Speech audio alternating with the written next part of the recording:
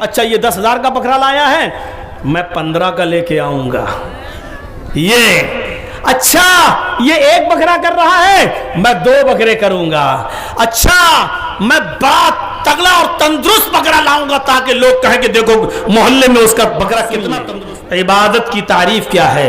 عبادت کی تعریف علامہ ابن القیم الجوزی رحمت اللہ علیہ نے جو کی ہے عربی زبان میں، وہ یہ کی ہے کہ وَعَلَمْ أَنَّ النِّيَّةَ رُوحٌ وَالْعِبَادَةَ جَسَدٌ وَلَا الْحَيَاةَ لِلْجَسَدِ بِدُونِ الرُّوحِ۔ یہ عبادت کی تعریف کی ہے علامہ ابن قیم الجوزی رحمت اللہ علیہ نے۔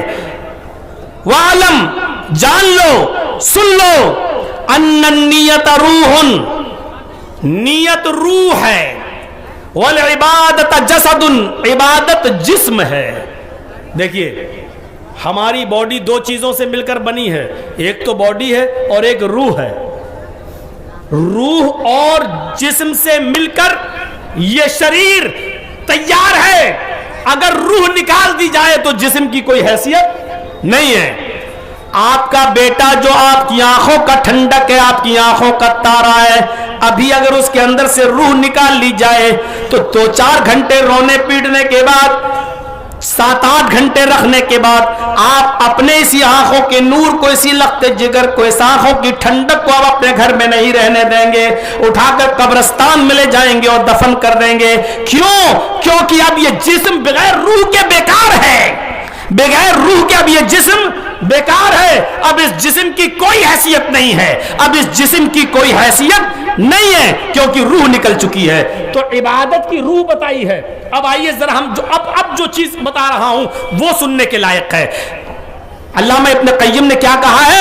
وَعَلَمْ أَنَّ النِّيَّةَ رُوحٌ نیت روح ہے، نیت روح ہے۔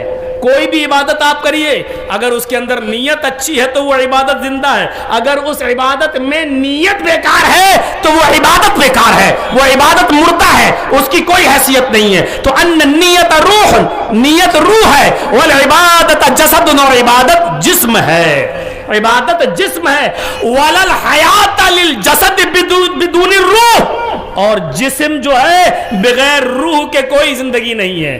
جسم کو کے اندر زندگی ہے ہی نہیں بغیر روح کے، یعنی روح ہوگی تو جسم زندہ ہے، اور روح نہیں ہے تو جسم بیکار ہے۔ وَكَذَلِكَ قَالَ اللَّهُ تَبَارَكَ وَتَعَالَى، اسی لیے اللہ تبارک و تعالیٰ نے فرمایا لَن يَنَالَ اللَّهَ لُحُومُهَا وَلَا دِمَاؤُهَا وَلَكِن يَنَالُهُ التَّقْوَى مِنكُمْ۔ اللہ رب العالمین کو قربانی کا گوشت اور اس کا خون نہیں پہنچتا، یعنی جو قربانی کرتے ہو یہ قربانی عبادت ہے اور اس کی روح نیت ہے۔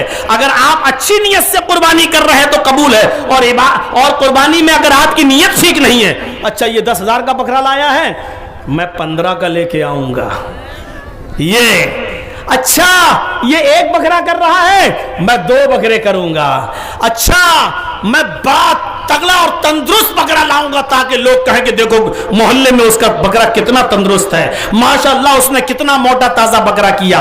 قربانی کر رہے ہیں آپ لیکن نیت آپ کی اچھی نہیں ہے، روح نکل گئی ہے آپ کی۔